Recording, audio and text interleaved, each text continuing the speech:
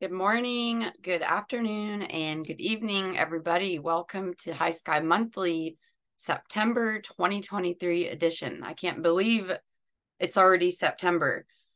Today we have a treat. We have two speakers that will be discussing their findings on the hydrogen ecosystem at the airport. But before we get into our presentation today, we've got a couple announcements. High Sky Pod had our first guest on the podcast this month, and it was Dr. Martine Rothblatt. If you haven't seen that already, you have to go watch it. Mind-blowing conversation. And if you don't know who Dr. Martine Rothblatt is, Google her. Your life will never be the same. And Rishabh, maybe you could put a link in the chat to the video of the podcast if people want to check it out. So yeah, we're super excited to have done that. And it was one of the most magical days of my life and one of the most stimulating conversations that I think I've ever had. I can't believe that I'm saying this, but Flying High is less than a month away. So make sure and get your tickets. I'll just play a quick video. If you're not familiar with what Flying High is, I'll tell you. I just have to share my sound. Here we go.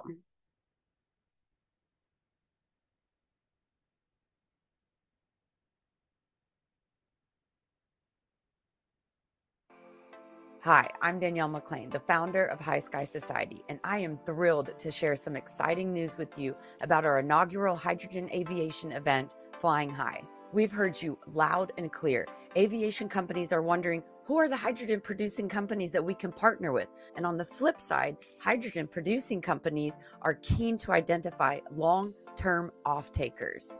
This is precisely why we're introducing two networking sessions at Flying High, designed to facilitate these crucial connections, opening doors for potential partnerships. Aviation companies are on the lookout for hydrogen suppliers. That's why these networking sessions are not just an addition, but a necessity. They bridge the gap between hydrogen and aviation. And we've got an impressive lineup from pioneers like Zero Avia, Luftcar, and H2Fly, and industry leaders like Booz Allen Hamilton. Of course, the eVTOL gurus at Vertical Flight Society. They're all coming to talk about hydrogen aviation. A lot of people think that hydrogen aviation is still a distant dream, but what if we all come together right now? Imagine the acceleration of decarbonizing our skies if these different industries come together and collaborate.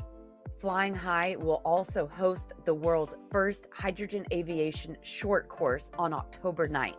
The networking sessions, the hydrogen aviation short course, expert speakers and presentations at the breakfasts, the lunches are the catalyst that hydrogen aviation needs. So get registered and be prepared to soar into the future, because together we're going to start a revolution in hydrogen aviation.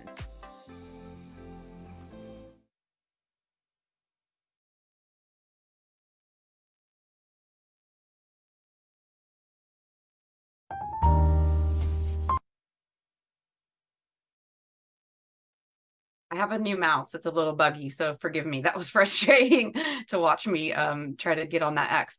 But yeah, so we're super excited about Flying High. It is in less than a month. And here's the block agenda. You can just kind of see at a glance, just sort of the high level. So Monday on October 9th is the H2 Aviation course. And then right after that is the Grand Sky Open House. So let me just quickly show you what that is. Okay, weird. Okay, yeah, I don't know why it's doing that. But anyway, let me just try this. Something's up with their website. Okay, I don't know what's going on there. But you can Google what Grand Sky in North Dakota is. It's a testing facility. So there's lots of aircrafts, demos and that sort of thing. So there will be an open house. Just to kind of give you an idea, the Predator drone is there and there's testing there. So all kinds of cool aircraft. And then after the open house, there will be a reception. And then on Tuesday, October 10th, a breakfast and networking kickoff. Then the expo opens, then keynotes, lunch, and then more sessions, ice cream social. And then that evening of the October 10th is a reception sponsored by Strato launch. And then Wednesday, October 11th is pretty much the same as October 10th, except for dinners on your own that day. And then Thursday, October 12th is a private invite only meeting where we'll discuss buying and selling hydrogen. So that's going to be really exciting. You're going to want to be that.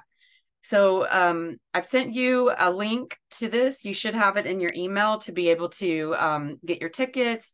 The hotel is called Canadians. I don't feel like messing with that right now, but this is Canadians, and the event is at the Alaris Center. So you basically can just walk over. So they're connected, and you can get your tickets here. You do have to takes 2 seconds. You have to create an email. You have to create an account to get your ticket. But yeah, so that's Flying High. Make sure you're booking your travel and making arrangements ASAP, because that is creeping up. Next month's speaker is Marc Kirby. He's the former CEO and president of the Canadian Hydrogen and Fuel Cell Association. You can register here, which is, again, you have this document, but we'll put the links in the chat. Don't miss it. Invite a friend. We're really excited to have Marc Kirby. We also just launched our members area a couple of months ago on High Sky. I'll quickly show you that. Now it's not super active yet because we just launched it, but it's sort of like our own little version of LinkedIn. You can direct message people. So if you go, it is by invite only, but it's completely free to join. So you can message any of these people in here. And there's some really awesome people in here. So I encourage you to join that, totally free, and create a profile on there. And lots more exciting things will be happening in that members area. And yeah, without further ado, I want to introduce you to Dr. Rishabh Shrestha. Some of you know him already. He's High Sky Society's head of operations. And please give him a warm welcome. Rishabh, I'll let you take it from here. Hey, thank you, Danielle. It is a great. Can you hear me, right? Yep. Danielle. All right, great. So it's today we got, like you said, we got a real treat. We got two big names in our High Sky Monthly event today. So first up is Jeff Chase from SoCalGas, and Jeff is part of the research, development, and demonstration team at SoCalGas. He manages the clean transportation program over there. Jeff joined SoCalGas in 2011 and has held a variety of engineering, project management, and supervisory roles. He has been on the RD&D team for 4 years, and he has managed the clean power generation program for 3 years before transitioning to clean transportation in 2022. He got his bachelor's in mechanical engineering from Cal Poly Pomona and is a registered professional engineer in the state of California. So welcome, Jeff. Please take it away. Let me load your presentation. Great. Thanks for the intro, Rishabh. I don't know if you were referring to me or SoCalGas as being a potentially big name, but I'll take it. So thanks. Not seeing slides yet. Let me know. Looks like they're trying to come up. All right, there we go. All right, so good morning, everyone. As Rishabh said, my name is Jeff Chase, and I lead the clean transportation portfolio within the SoCalGas RD&D program. SoCalGas RD&D actually provided the funding for the hydrogen-enabled airport ecosystem study that Marc will be discussing shortly. But before we get to the meat of that presentation, I just wanted to give you all a brief overview of what the SoCalGas RD&D program even is and why we funded this project. So next slide. All right. So for those not familiar with SoCalGas, first of all, we are the largest gas utility in the US. We've operated for over 150 years. We currently serve over 21 million customers through about 6 million meters. And our service territory covers roughly half of California, basically from the Mexican border on the south up to Visalia in the Central Valley, with a couple small carve outs for municipalities. Next. And so the SoCalGas RD&D program, so what does that stand for? First of all, research, development, and demonstration, is part of the larger SoCalGas family or company. But we are specifically a ratepayer funded program who's dedicated to helping the communities that we serve, and first and foremost, providing benefits to our customers and society as a whole. And so that means that we're not necessarily focused on internal business development opportunities for SoCalGas, but instead we identify and support projects and technologies that have the potential to help our customers save energy, reduce GHG emissions, improve air quality, or increase the safety, reliability, and affordability of energy. And within RD&D, our mission is to identify transformational energy solutions, build them, and share them with the world. And so those three steps really cover the R, the D, and the other D. Next slide. So as you can see here, the RD&D program is split into 5 different programs or areas across the entire gas delivery value chain. So on the upstream side, our low carbon resources program is focused on the production of renewable gases, such as hydrogen. They also work on carbon capture, utilization, and storage projects. And then midstream, our gas operations program is focused on new pipeline materials, system inspection and monitoring, and other technologies that help us safely deliver gas to our customers. And then on the downstream side, where I'm at, we have clean transportation, clean power generation, and customer end use applications, which is really all of kind of the thermal end uses from residential to commercial to industrial applications. And at any given time, we have approximately 350 active projects across all of these areas, give or take 30 or so. And then in addition to working across projects across the entire gas delivery value chain, we also work on projects across the entire TRL spectrum. So from early stage lab research or paper studies like the one you'll hear about today, up to full scale pre-commercial demonstrations of large vehicles or large burner technologies and such. And these days, all of these programs and all these research are really heavily focused on hydrogen related work. Next slide. So as I mentioned a couple slides back, our primary goal is really to provide benefits to our customers and to society as a whole. And so in order to do that, we make sure that all of our customers cover at least one of the benefits shown here, that being reliability, reduced GHG emissions, improved air quality, safety, improved affordability, or operational efficiency. But in most cases, our projects will result in multiple benefits, therefore making it a better project. So, for example, if we're developing and demonstrating a new hydrogen fuel cell truck, by the use of hydrogen, we're going to be reducing GHG emissions. With the fuel cell, we'll be improving air quality. And then depending on the specific project, we may also be improving affordability or safety. Next. So what is it that RD&D actually does? We ultimately view ourselves as part of a much larger collaboration ecosystem. We work closely with universities, national labs, public agencies, manufacturers and businesses, and research consortia across the world to develop and execute on meaningful projects. And so we have a couple roles within this ecosystem. Not to say our primary, but kind of our first role in our intro into the project is to provide funding for these projects. And so whether we are the primary funding source or the only funding source on a small research project or paper study, or whether we're providing 10% cost share to a much larger multi-million-dollar DOE or CEC funded project, we provide funding to these projects. But in addition to that, we also help bridge the gap to our customers, making that connection between R&D and the customer, which is ultimately going to be the adopter of the new technologies and advancements that we're working on. So at SoCalGas, we pride ourselves on maintaining good relationships with all of our customers. And because of this, we're often able to work with them to identify demonstration sites for a specific project.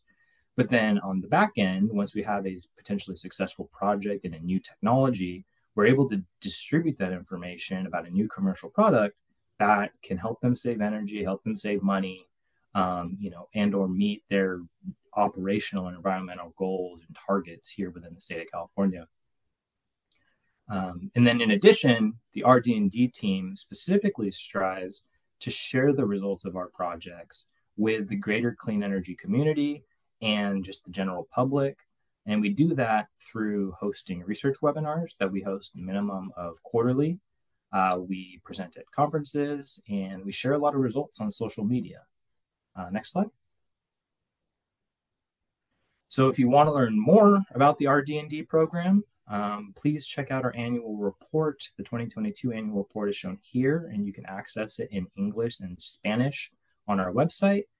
You can also access annual reports from past years if you're interested as well. Next slide. And here's a link to that website if you do want to access those annual reports. Also, if you just search SoCalGas RD&D on Google, it will pop up. And while you're on that website, you can actually sign up for our quarterly newsletter, which I encourage you to do. And you can also access recordings of those quarterly webinars, which I mentioned, and they'll link you to our YouTube. If you have any questions, feel free to reach out to rdndinfo@socalgas.com or reach out to me directly. My email was on the first slide. It's just jchase@socalgas.com. But then we also maintain a LinkedIn page for SoCalGas Research Development and Demonstration, which is probably the best way to see what our team is up to in real time, aside from following each and every one of us, which you can also do. So yeah, that's all I have for RD&D. But with one more slide, I'll get into why we funded the study that we all came here to talk about, right?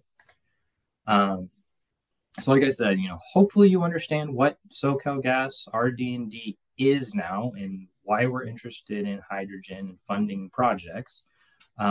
So why did we fund this project? What is it that we wanted to know about the hydrogen-enabled airport ecosystem? So as I mentioned, SoCalGas RD&D primary goal is to provide benefits to our customers and to society as a whole. And one way we can do that is helping decarbonize and improve air quality around airports. As I mentioned, we cover half the state of California. So it's safe to say that there's a lot of airports within our service territory. I think I have about 5 or 6 within a 45-minute or hour drive of my house, including the one that was used as an example for this project. And then in addition to several other municipal airports, those are just 5 or 6 major airports. So that is kind of, the reason, help airports decarbonize, help the state of California, help improve air quality in those areas. But why specifically do we look at hydrogen? So, because this is a High Sky webinar, I'll assume that we're all kind of starting at the same page, that, hydrogen will likely play a major role in decarbonizing aviation. And so with this assumption that hydrogen will eventually be used by jets, we wanted to look at the opportunities for hydrogen use throughout the entire airport ecosystem, which would ultimately improve the economies of scale for hydrogen deployment at airports. So similar to seaports, which are seeing a lot of hydrogen deployment, airports are also actually natural hydrogen hubs. And that's because there's so many potential off-takers for hydrogen. There's so much energy density within a small area. Again, improving the economies of scale. And so, that's why we wanted to look at this. And with that said, I will pass the mic back to Rishav for the handoff to Mark. Thank you. Hey, thank you so much, Jeff. And that was a really great intro on the RD&D program at SoCalGas and a brief teaser on what was done. And to tell more about that, I'd like to introduce Marc Wiseman from the consulting firm Arthur D. Little. And Marc Wiseman is an experienced executive with 30 years of automotive expertise in product and business strategies, driving the design, analysis, and development of conventional, hybrid, electric, and fuel cell powertrains for cars, trucks, off-highway vehicles, trains, aircraft, and drones. And that's a lot of things that you do, Marc. It's a short intro, but I know that you have a great presentation up. Let me just load it for you. Take it away, Marc. Hey, Just give me a thanks, second. appreciate the introduction, and thanks, Jeff, for overviewing the why we ended up looking in detail at the airport ecosystems here. So as we get to the presentation, so we've got quite a bit of material here. There is a final report. I think we'll share the link. You can actually see that public report and also this presentation from today. And my plan here is really just to give an overview of what we looked at. Wasn't planning to get into a significant amount of detail or walk through all the parts of the projects, but hopefully I can give some overviews here, some thought-provoking observations that we had through the study, and we'll just welcome everyone to take a closer look at the final reports if you're interested here. Can we move on a slide, Rishav? And again, so what I want to do here is just talk a little bit about why we looked at ecosystems, and then, as I said, I want to share some of the analysis results we had. We looked at 3 scenarios, a sort of business as usual, what might happen if we have the current trend of electric and hydrogen progression into the ecosystem, and then we wanted to look at what the benefits might be of a situation where more hydrogen gets used across all of the vehicles.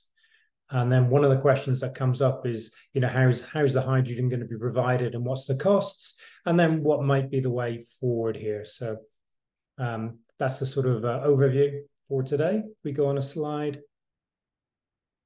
So Jeff already presented this one briefly here, but from a regulatory perspective and a societal perspective, we're really now focused on not just the reduction of carbon emissions, but also still criteria emissions, especially in areas that are going to be struggling with ozone attainment requirements. So NOx emissions in California is still a topic where we need to do more work, and in other parts of the US as well. So we're looking at technologies that really get reduce or eliminate criteria and carbon emissions. So we're really looking at zero emission solutions across all vehicles in the ecosystem.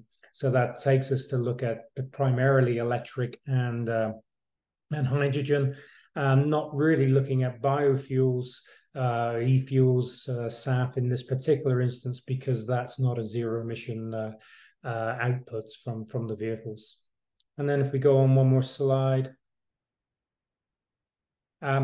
So we wanted to focus on the complete ecosystem. I'll just overview those vehicles as well, but it's the ground vehicles and the air vehicles, aircraft that are in the ecosystem. We're not trying to, in this study, we're trying to be impartial. We're not trying to pick technology or product winners. We are not really looking at detailed economic assessments. We're not looking at predicting how the technology would get there. What we wanted to do was to look at a sort of airport ecosystem, and our assumption was that jets were going to go to hydrogen. And we wanted to choose a time frame where people can say, okay, well, the technology's proven, the hydrogen can get certified, everything else. So we had the assumption that hydrogen would be used for jets.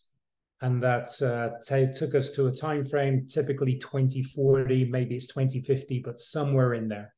And then we wanted to say, if the jets go to hydrogen, what does that mean for all the other vehicles? Should they go to hydrogen? Should they go to electric? What are the potential opportunities, advantages in doing that?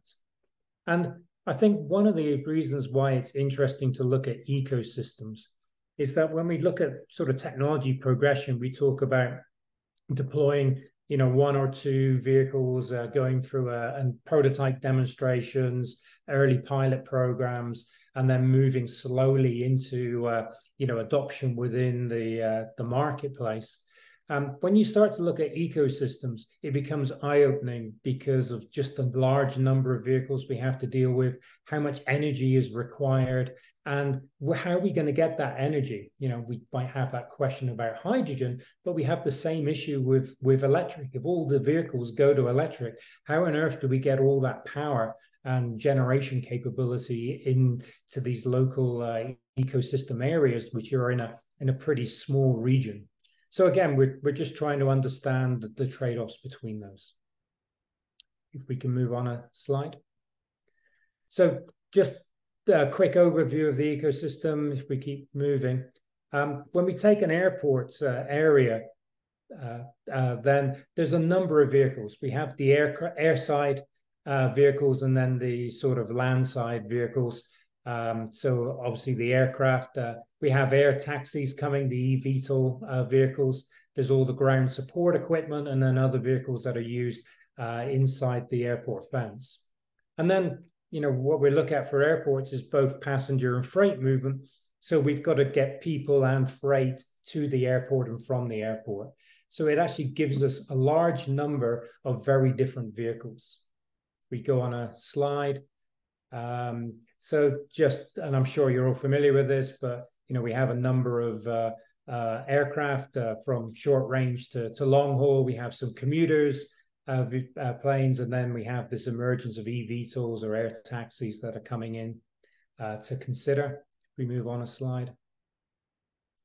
In terms of ground support equipment, this is a large area or a large fleet of vehicles, 800 vehicles doing different things from moving bags to cargo handling, de-icing, and then the support vehicles that have to be there for maintenance and, you know, obviously emergency vehicles as well. And that's all inside the airport fence, airside. And then the next slide, you know, when we get to the landside vehicles, then, you know, we've got people moving in through buses, we've got freight deliveries from medium duty to heavy duty vehicles, and then we've got a large number of people arriving by passenger cars. So how do we deal with all these vehicles within this ecosystem? That's what we were interested in for this study. Again, if we move on.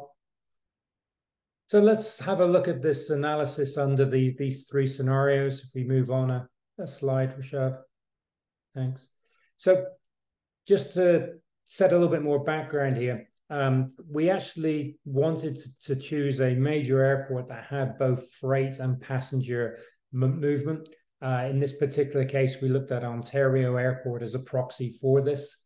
You know, there's around sort of 6 million passengers a year, you know, somewhere around 1 million tons of freight. So a large amount of movement here. And we could actually have the full details for all the vehicles that are within this ecosystem, from the ground side to the ground vehicles through the air vehicles.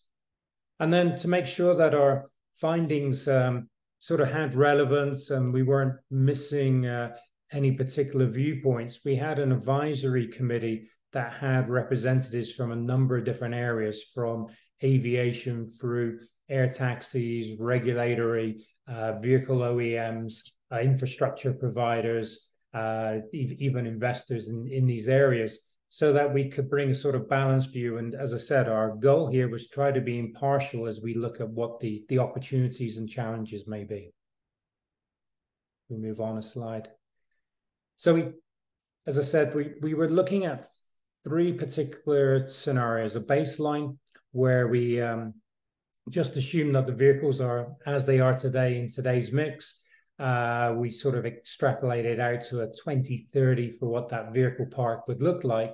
Although, as I said, when we start to look at the electric and hydrogen solutions, we're moving to a 2040, 2050 timeframe because we wanted to get beyond anyone questioning whether the technology would be ready or not as an assumption for the project. We then said, okay, well, if we look at all these vehicles, so we've got passenger cars, we've got medium-duty trucks, buses, aircraft, where do we think those are headed just based on technology trends today? And as I'm sure we're all aware, there's quite a significant interest in electrification into a number of those ground vehicles. And then, as we said, we had the assumption of hydrogen for the aircraft. So we tried to take what we called a balanced view. We assumed that those vehicles that seem to be on a path towards electric stay on that path. And then we have what the hydrogen's entering into this ecosystem, primarily around around those aircraft. And then the other scenario we wanted to look at is if we have this large demand for hydrogen for aircraft, would it be better to move some of these vehicles from electric to hydrogen? And we didn't want to do every single vehicle. We again wanted to be a little bit selective and practical about which vehicles we chose. And I'll explain some of that as we get into the look at some of the results here. We move on, thanks. So again, sorry, this slide's got a lot of colors on it, trying to digest what's here. But this is our baseline scenario. We have about 6,000 tons, 6 million tons of carbon emissions a year from the ecosystem in total. And then in the bottom right, you can see in our baseline mode, about 54% of the vehicles here are gasoline, 43% is diesel that we have. Obviously, we have some Jet A in a large amount of Jet A in here as well. We're looking just particularly at the ground vehicles are 54% and the gasoline and 43% for diesel. And you can see the mix that a large contributor here is going to be the ground support vehicles because they have quite a high demand and it's a fairly large fleet of vehicles being around 800. We go on the next slide. So one of the things, and say, I just really wanted to give some aspects of the insights that we got here. If we take our baseline scenario today in terms of electric, we're assuming in the balanced mode that we're going to head to a number of vehicles being electric on the ground side. And if we do that, we find that we end up going from just under 300 gigawatt hours a year to 1,200. So we got a 4 times increase in the amount of energy that we're going to use. Which, again, as we look at a scenario, sorry, staying on that slide. So that was one of the reasons that we wanted to look at the high hydrogen scenario, because what we can actually do is move some of that electric demand to hydrogen, and that could make things easier because we don't have to get so much power into the airport ecosystem. So suddenly we're finding that a reason for hydrogen usage is not because it's the best economics, raw economics for the vehicles, or it's the best solution for the vehicles, from a technical standpoint. It's that it's achievable and it certainly makes life a lot easier in terms of the overall energy demand on the electric side. Okay, if we go on to the next slide. And then just taking a tighter look then, where is all that electric going? A large portion of it is going to go into the passenger vehicles. The people who are arriving at the airport by passenger cars, the ones that are parking. And the question is, how are we going to provide all that power? That's a lot of energy that's going to go to the passenger cars. Yeah, some of those vehicles will, if they're just dropping off or picking up people, can charge away from the airport. But everyone who's parking a vehicle at the airport, they're probably going to be expecting to charge their vehicles. If we then go through the next ones for electric, sorry, stay on the slide. The air taxis start to become a big power demand. So a good question is whether air taxis would want to stay on electric. If they do, not only are you absorbing a large amount of energy, they also have fast charge requirements that requires a lot of power. Terminal, not sure we can do much about the terminal, probably going to stay on an electric standpoint. And then the next one that becomes of interest is those ground support equipment, just because there's so much energy there. And if those head to electric, it's going to be a fairly big demand on the airport. So again, everything going electric is not necessarily an optimum solution. And the passenger car, we probably, if you look at the trends, doesn't look like hydrogen's really taking off in passenger cars. That's going to stay. So we're going to have to deal with the passenger cars. The question is, what do we do with these other segments? Do we have some options? We go on to the next slide now, Rishabh, sorry. Sorry, another complex slide to look at, but this has got the analysis across the balanced and high hydrogen scenarios. Just shows that the jets need quite a lot of power. When we talk about total hydrogen required into this ecosystem, we're talking around 1,600 tons, 1,600 tons of hydrogen a day, just to fuel the vehicle, the aircraft. So with all that hydrogen available, maybe it makes sense for us to move some of these other segments to hydrogen, because it's actually not going to change the demand by very much. You can see in our scenarios, we don't really move the demand on hydrogen by a large percentage, but we can actually make quite a big change to that electric consumption. As you can see in the bottom on the third plot there, that we can actually offset a large amount of that electric demand by going to hydrogen. So a hydrogen airport has some benefits in this sort of high hydrogen scenario. If we move on a slide. So if we're going to look at segments, if you remember back to where we're looking at electric, what starts to become very interesting is ground support equipment for hydrogen. So in this particular case, it's a large amount of energy use. These could be electric, but we can easily do these in hydrogen as well. And we can make this fairly large improvement to reducing emissions with hydrogen and also reducing electricity demand. And, you know, it looks complex because we have 800 vehicles over what looks to be, more than a dozen sort of different types of applications.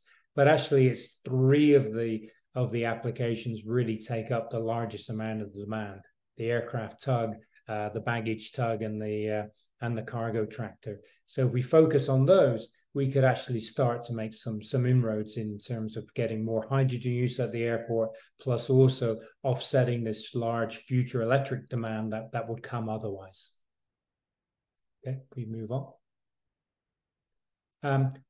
On the aircraft slide, in the report, we did try to think a little bit about how we would transition to this. I think this is just a food for thought slide here, but obviously getting to 1,600 tons of hydrogen a day is going to be a challenge. If we wanted to get there, then where would we focus for some of the benefits? So medium haul is actually quite an interesting area to look at from a jet standpoint. So if we're going to transition into large usage of hydrogen, maybe stepping forward, looking at the medium haul to start with on the jet side would be a practical way to go through. So we did try to think a little bit about how we may get from today to this 2040 scenario. We move on a slide. So obviously, I've just given a very quick overview here. So we're saying that there's going to be a large amount of hydrogen coming into the airports for the jets, that there's definitely advantages in using that hydrogen into some of the other vehicles, especially the ground support equipment. Maybe some of the other segments will get some benefits from this. So the next question that came up is, well, where's the hydrogen going to come from, and what's the costs associated with it? So the pathway we looked at, because we need low-cost hydrogen, is to assume that the hydrogen is generated by utility scale, renewable, so it's green hydrogen, so solar would be a natural choice here. And that's not going to be near the airport. It's probably going to be out into the desert areas of California in this particular scenario. And therefore, how do we get the hydrogen to the airport? So we looked at a pipeline, at 1,600 tons a day. There's a good usage to justify a pipeline. Once it gets to the airport, we have to store it, and then we're going to either liquefy it, probably for the jets, was our assumption. And then for some of the ground support equipment, it might want to be compressed gaseous. So we've got to have those facilities local to the airport.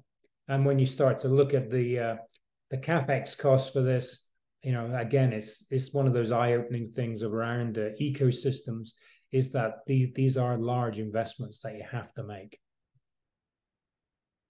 However, if we go on to the next slide, although these are large investments, because we have such a high usage of hydrogen, 1,600 tons a day, it actually has a pretty significant impact in reducing the overall cost of the hydrogen. Because we've got utility scale generation of the hydrogen, and then using electrolysis to convert it then through pipelines. Our analysis was that in terms of dollars per kilo, liquid hydrogen could be around $2.29, and gaseous hydrogen would be $2.65 a kilo. That's delivered as a fuel.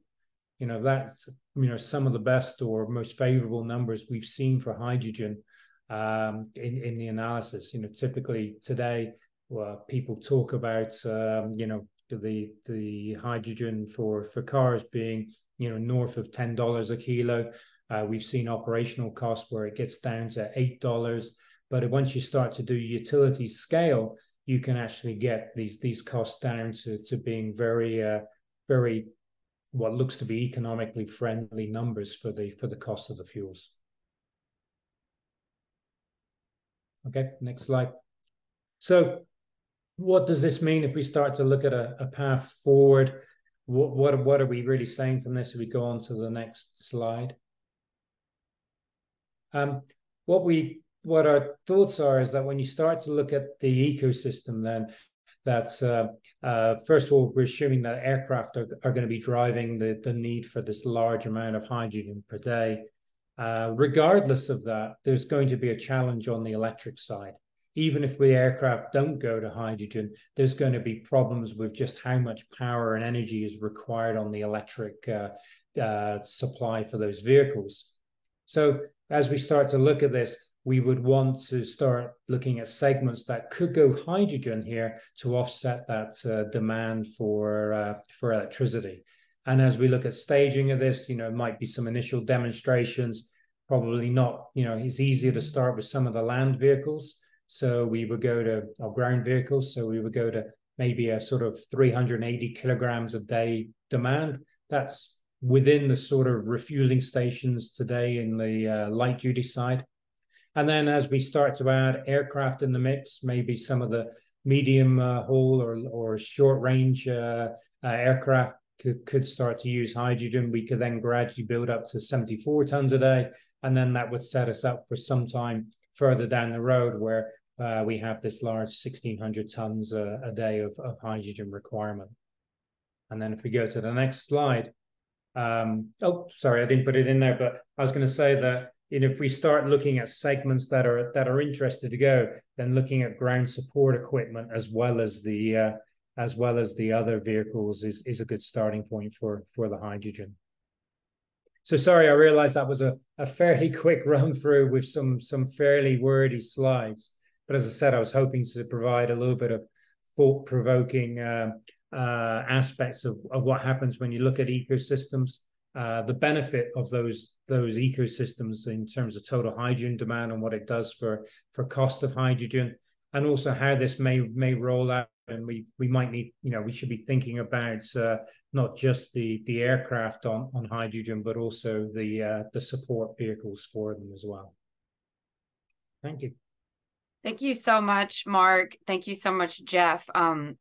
No worries on the brief presentation. I have several questions, and there's a few in the chat. Before I ask my question, I would just want to show everybody a quick video to sort of show you that SoCalGas is not just, I love that it's RD&D, because this is an example of the demonstration. So it's not just theoretical, they're actually doing stuff. SoCalGas is actually a huge supporter of High Sky as well.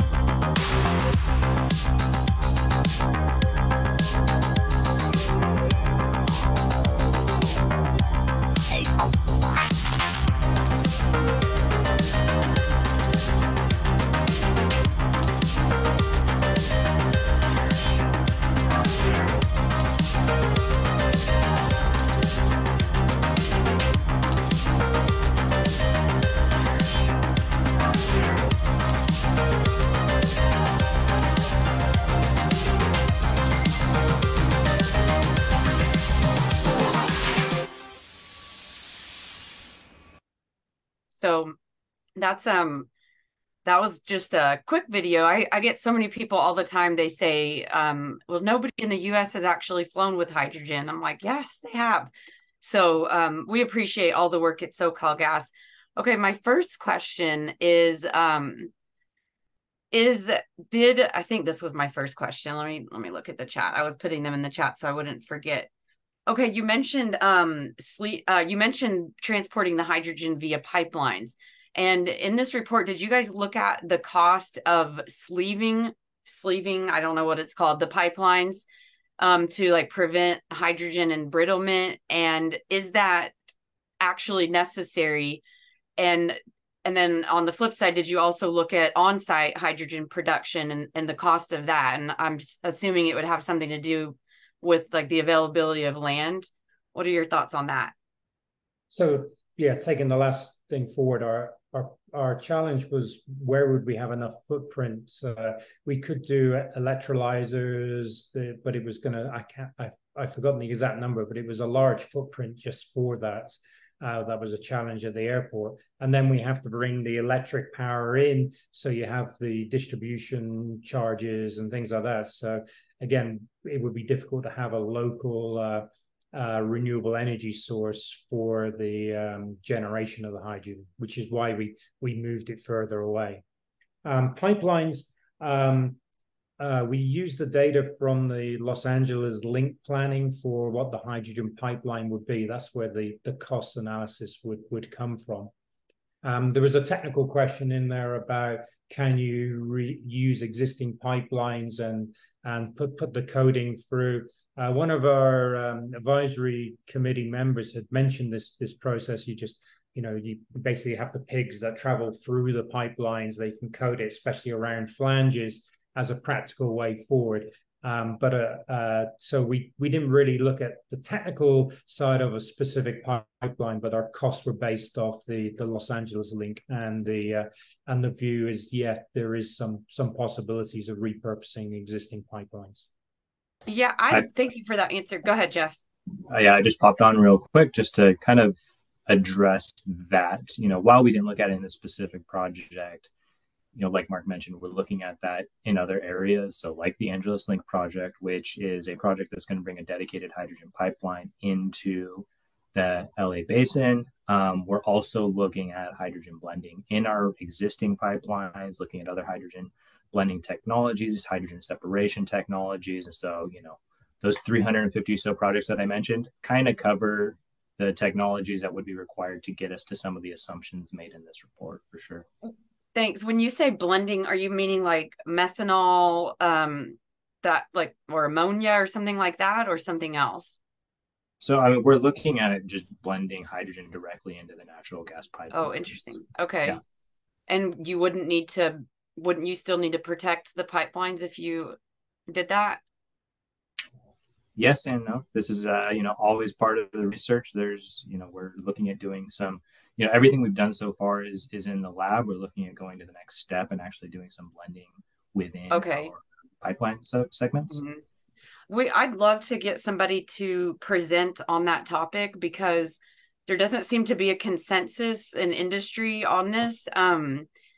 I've talked to many experts that swear it's impossible to do. And then I've talked to some folks in Germany that are like, we've been doing this in Germany. We've already done the sleeving in the pipelines.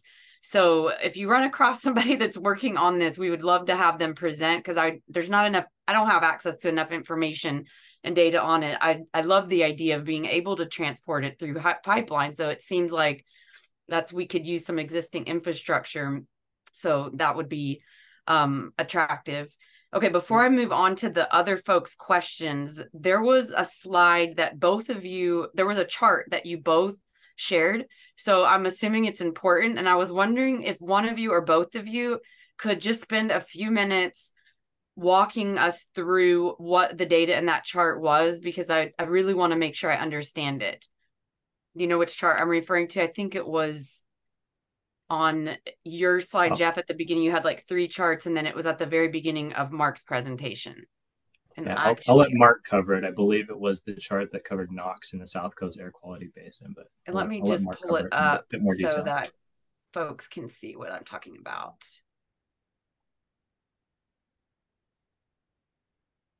Okay, this one.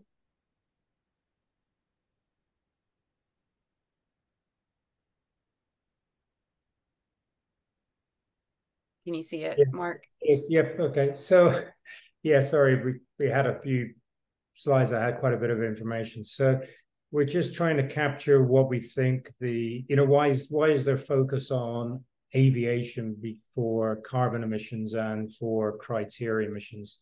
The left-hand chart is I believe, a global sort of view on what the world's CO2 emissions are through transportation. And then we're predicting what this means as far as the aviation contribution to it. So I think that the chart's trying to say is that 6% of the carbon emissions in 2050 would be aviation if we don't take any action today. The reason it grows is because air transport's growing. So it's important. It's not where the regulators went for the number one emissions. Car emissions is pretty large on industry. Then you go through truck emissions and things like that. But on the CO2 side, airport is starting to become more and more significant. It's also one of the harder ones to address for carbon emissions. I'm sure everybody here realizes that. That's why we're looking at hydrogen here. Is there isn't really a available solution for aircraft today. People talk about hydrogen versus sustainable aviation fuel. The question is, how much sustainable aviation fuel is there going to be available? Can it support all the jet requirements? And then the other aspect, which comes up in California, there's a significant difference between, say, Europe, in my experience, in the US. Europe is focused almost wholly on carbon emissions, whereas in the US, we still have concerns on criteria emissions, especially in Southern California, and we're really trying to reduce those NOx emissions. So the chart on the right shows various segments and what their contribution is to the NOx emissions in the Southern California air basin. And in this particular case, 16% of the total NOx emissions is aviation related. So again, why there's suddenly much more focus. The car emissions, there's been a lot of work on cars and trucks. Now we're going after these harder to address segments. So again, the importance of airports here, because they are a notable contributor to emissions, both carbon and NOx. Got it. Thank you so much for walking us through that. Okay, the next question comes from Will. Danielle, can you hear me? I can. I'm so sorry to interrupt, but I do have a follow-up. I was talking to Hawaii Gas, the Hawaii Gas Company, and they've been blending 15 to 20% of hydrogen into their gas lines for the last 20 years. There's a company in Hawaii. So, I mean, it's not only Germany. They're the highest in the US, highest percentage. By the way, Will, sorry to interrupt, but feel free to sorry. turn your camera on if you would like. And you can also ask your question, because I was about to call on you. So, oh, sorry. I'm so sorry. I just wanted to make this point, and that there are companies in the United States that do the sleeving technology. I think they use a kind of a polymer that they put into it. So in other words, the hydrogen is not touching metal. It's touching like an epoxy polymer. I just wanted to make that point. I would love to be connected with that company if you have a contact. And would you like to stay unmuted? So I see you asked a question in the chat. Usually when people ask a question in the chat, I just ask you to turn on your mic and camera and ask it at the end. I'm happy to read it for you, but I'm known to butcher the question. So if you want to ask your question, Will, you mentioned universal hydrogen, go for it. Yeah, I'm trying to start my camera starting. I'm pressing start video. Is it coming on? There I am in front of my green screen. How is everyone today? So Universal Hydrogen is based. Yeah, Universal Hydrogen is based here in Los Angeles. I think they're one of your sponsors. I'm pretty sure. I know they are. And so they have luggage. One of their main ways that they want to get hydrogen onto the plane is in the luggage canisters. And so they're not refueling using hoses. They're, one of their main systems is they pack it into tanks.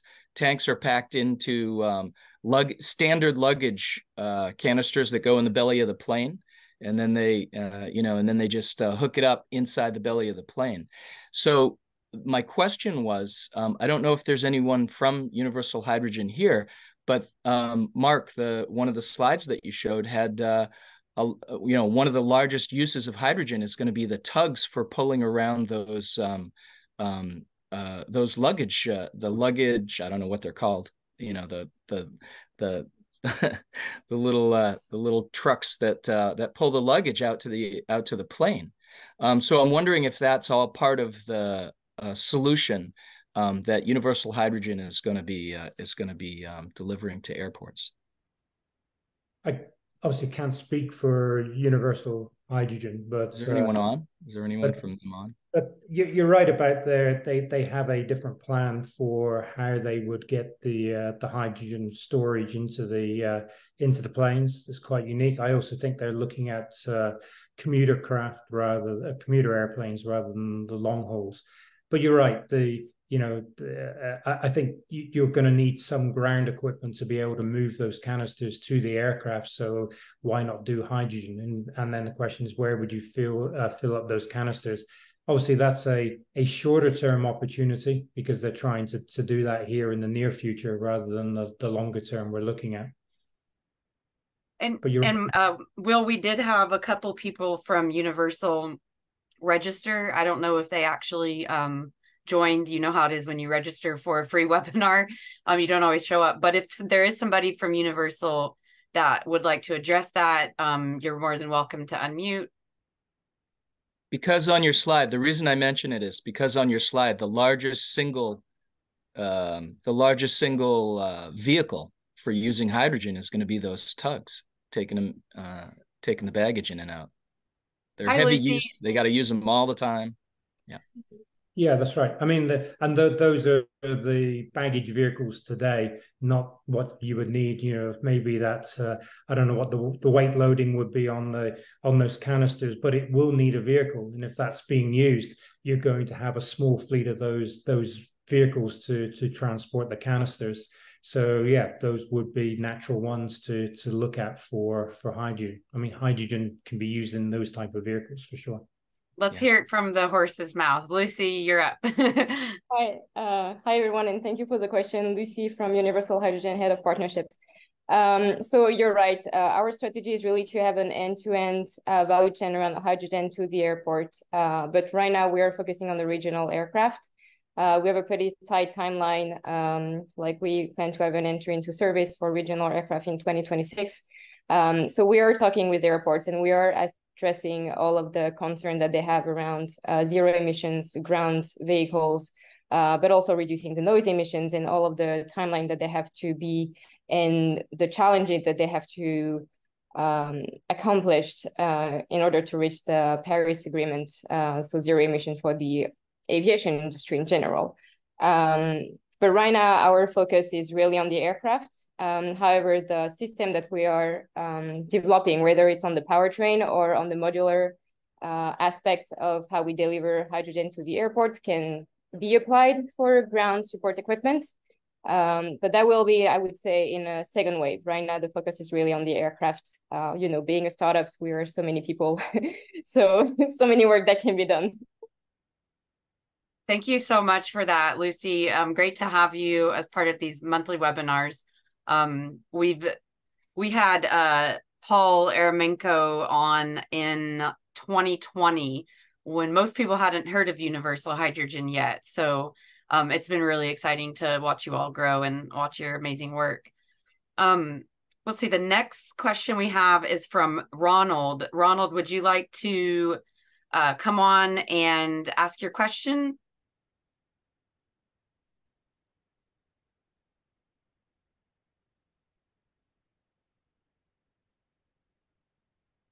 Hi, Ronald. We don't hear you. Got too many mute buttons.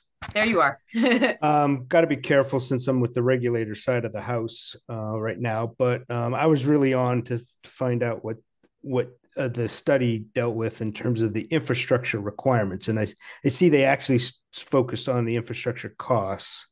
But some of the things that we're looking at is in terms of design and production and operations and maintenance of aircraft across the air traffic and airport domains.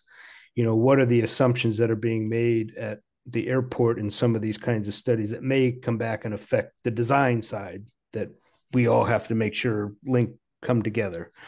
I seen one person, I think it was Universal Hydrogen, talked about cartridges that they would just bring up and switch out.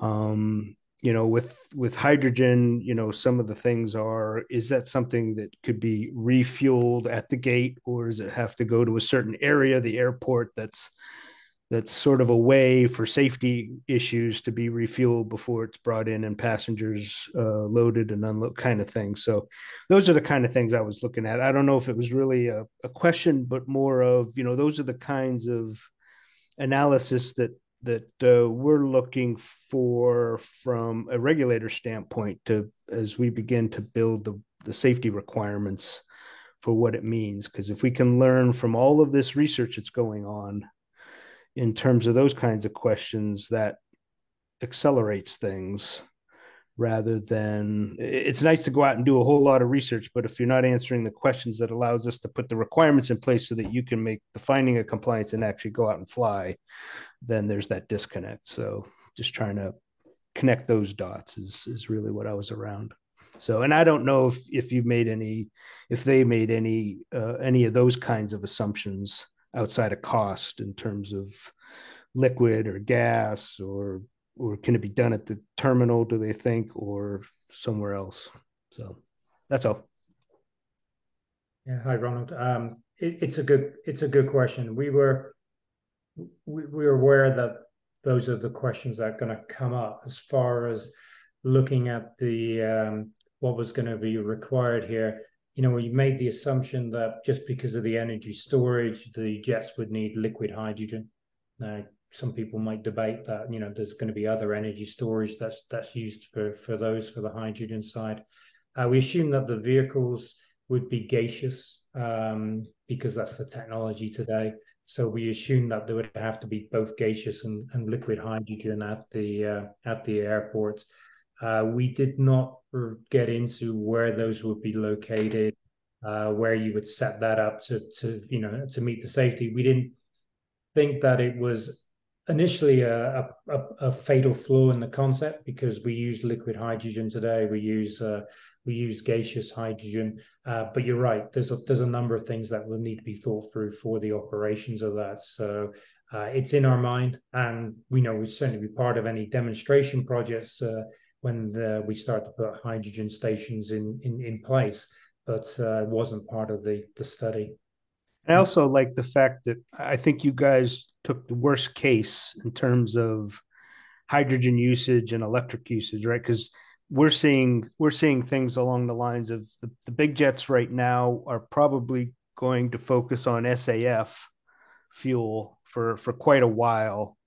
And the smaller aircraft be electric. And then you've got the commuters that are sort of in the middle between SAF and electric, depending on battery technology and stuff like that. So I think by not accounting for SAF in any of this, you're looking at the worst case hydrogen needs and electric conversion kind of stuff, which I think if you can get close to that, then you're probably in good shape for the long run.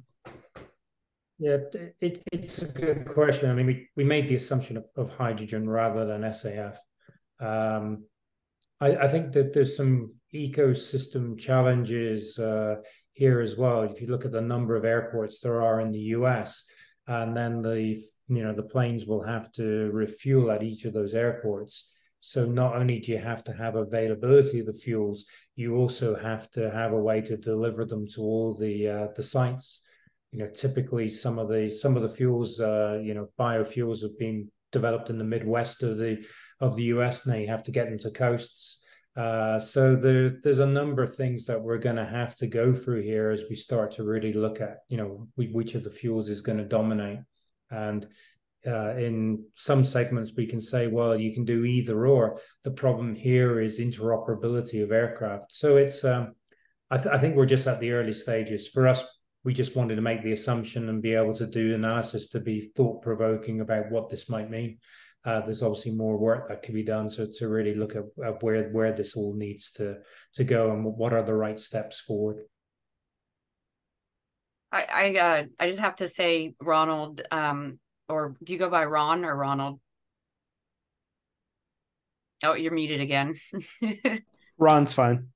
Okay, Ron, thank you for speaking and asking your question, because since the beginning of these webinars in 2020, we've been hoping somebody from your agency, they come every month, but they don't always talk. And so you broke this long stretch of silence, and thank you. We very much appreciate it, understand the sensitivity around it. That's sort of the reason we kind of keep these informal.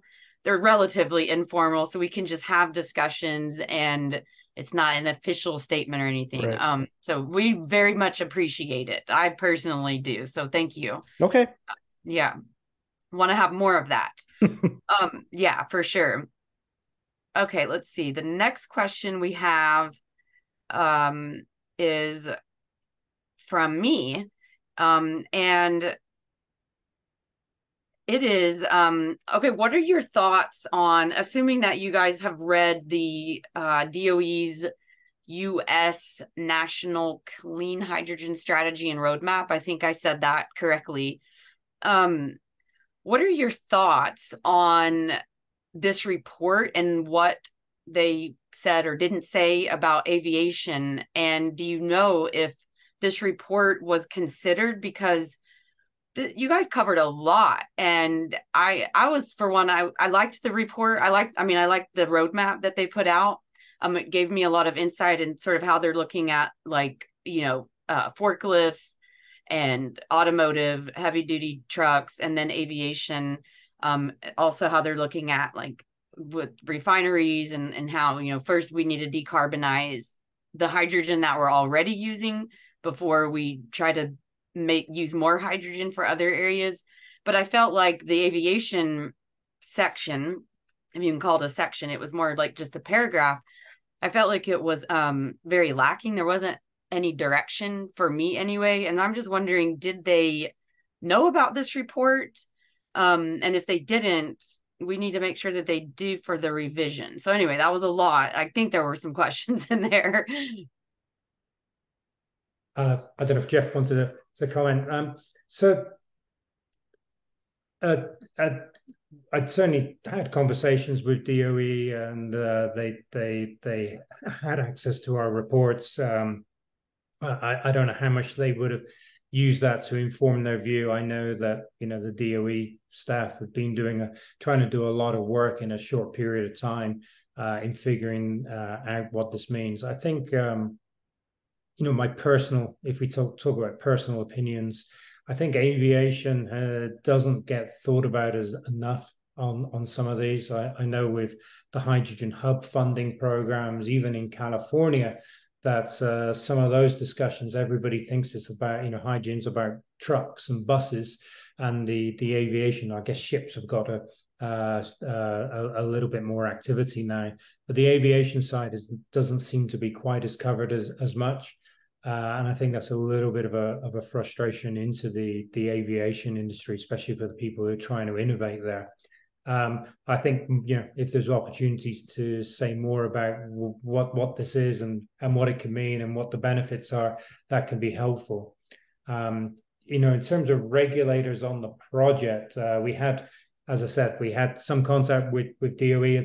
They were just swamped with work, but we had quite a large part of the California regulatory groups, from Air Resources Board to Governor's Business Development Office, GoBiz, and a lot of discussions there as they were looking at hydrogen hubs and what to do with airports. So I think that there's interest, but you're right, there's probably some work to be done to raise the understanding and awareness of why it's important and what the benefits could be. I couldn't agree more with everything that you said. Go ahead, Jeff. Yeah, I was just going to say, I think that's a good recommendation. We have a lot of conversations with DOE, but I have not had one specifically with them about this project, so I don't know what they know or don't know in regards to this this study. We've shared it at a few different events that they've probably been present at, but it's probably worth circling back with them so that this information can make it into their update. Yeah, I think that'd be a really good collaboration with our group. I think the revision comes out in 2025. And so this report is a fantastic baseline, if not the aviation piece of that report that I would like to see. It would be really nice to see all of the hydrogen industry make the connection to aviation, because there's definitely one there, but it seems like I was at a hydrogen conference in Houston a couple of months ago, and there was zero aviation presentation or representation at that, zero. And then a couple of people I talked to said that were from Europe said the same presentation, when they do it in Europe, it's like 30% aviation.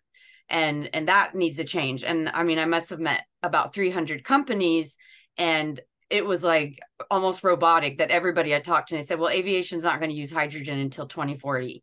And that was frustrating, because it's not like when it turns 2040, all of a sudden, it's all hydrogen now. It's like, it's a progression. If we want to see it ubiquitous in aviation in 2040, then we need to be doing that work and going through that process now. And you guys really laid it out nicely in your report. So I would like to see that make it into 2025. So we should definitely collaborate, and maybe we could help. They probably didn't have the resources to go through it. So I think that's something we could probably do together. Will, I see another comment from you. Would you like to come back on? And you're discussing, I don't know if you already said this. I don't think so. The Long Beach port and their warehouses. And while we're waiting for Will to come back on, Matt or Matthew, I'm not sure which, just shared this study, H2 powered aviation design economics. I think I've seen this before. I'm not sure if I have or not. No, wait a sec, October 2023. That doesn't make sense. Okay. Maybe it's not out yet. Anyway, no, there's an abstract. Okay, I don't know how it came out in October 2023. Okay, let's see what else.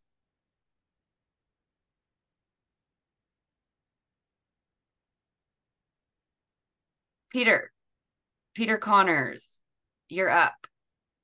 I'm just going to comment, just a very minor comment, that the H2 IQ programs that DOE puts together, they're about an hour in length, and they come out about every month, and they're available on the website. They're just fabulous. Whenever I see one, I listen to it, and I go back to it, probably 2-3 times, just given the way life is, and some of the information is just so technical. I will say that 30% figure is a figure that came out during that webinar last year. So this webinar just goes exactly into that topic. Thank you for sharing this. This is exactly what I've been looking for. And how do I get to all of the webinars? Do you know? I just think energy.gov H2IQ. Okay, cool. Thank you. I mean, I've been, I've had, the good fortune to have the time to listen to, or the ability to make the time. How about that? To listen to these, since 2021, when I started getting involved in hydrogen. Yep. And actually, you probably know that I've been able to work with some of the people from NREL, Mark Roth in particular, who was one of the, I wouldn't say not an author, because McKinsey was the author of the National Hydrogen Plan, but we've done a couple of webinars on different segments of the plan.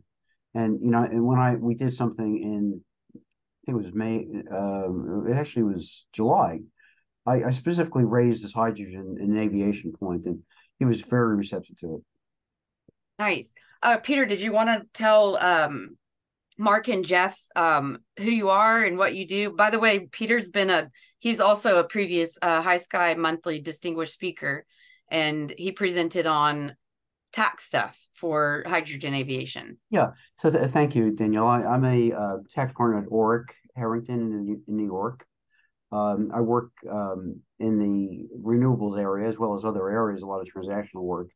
And we've been working with Danielle on just various aspects of high sky and looking at different opportunities to expand that into different areas. And we're right now spending a great deal of time on hydrogen purchase agreements. So we're trying to see if we can come up with a model for that.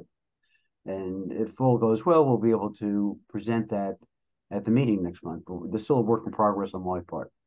But there have not been a lot of hydrogen purchase agreements in the market yet. But there are formats that you could use to create such an agreement, like agreements for the purchase of CO2, which is something that we've been working on. So we'll just see how that plays out. It's a very exciting area, and I've been just trying to convince everyone in my family that our next car should be a hydrogen fuel cell vehicle, but I'm not going to get a lot of support in New York because there's apparently an issue with taking hydrogen fuel cell vehicles through the Lincoln Tunnel. That's the MTA, and it's going to be a couple of years before we get refueling stations in the New York metropolitan area. Peter, by the way, the meeting he's talking about next month is the invite-only meeting at Flying High in Grand Forks, North Dakota. We will be discussing with some of the Hydrogen Hub folks and some of the aircraft OEMs. We need an operator in that conversation. So looking at a couple different people, but to basically, secure hydrogen for the future, secure that, ensure that you have a supply of hydrogen to operate your aircraft and airport. That would be really good to get somebody on the company side. Exactly. Yeah. Mm-hmm. And you just reminded me of another question that I had for Mark. Mark, you mentioned that you didn't, if I understood correctly, that you didn't think that the automotive sector would go to hydrogen. You didn't really see that changing. Is that what you said? And if so, why do you think that?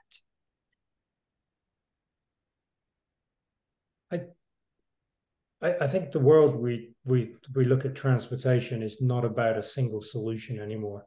I think you have the electric people, push very hard saying electric can do everything. I think you have to be much more practical to that. So you start to look at where are the sweet spots in the marketplace or in the segments for different technologies. Passenger cars, charging at home, the cost of electricity as a fuel compared to hydrogen, especially when you can charge at night at home. My rate here is like 7 cents a kilowatt hour. It's very difficult to beat, and for a number of reasons, with the amount of momentum that we have on electric, it seems difficult. I think we have a few thousand, 2,000-3,000 hydrogen cars on the road, and we have several 100,000 now electric. So it's difficult. So when you start to look at the segments and why aviation gets important, is hydrogen seems to suit where you need to have very fast refueling times, and where you have to also have quite a bit of energy delivered. So trucking, not delivery trucks, but long haul trucks, there's still a debate as to whether that's going to go hydrogen or electric. When you get to ships, there's quite a bit of interest in shipping going to hydrogen. Aviation, as we've talked about, has some benefits. You would then say, what about locomotives, trains? The challenge there is distribution. I kind of mentioned that with airports, you have so many. Same with the locomotives, freights across the whole of the US.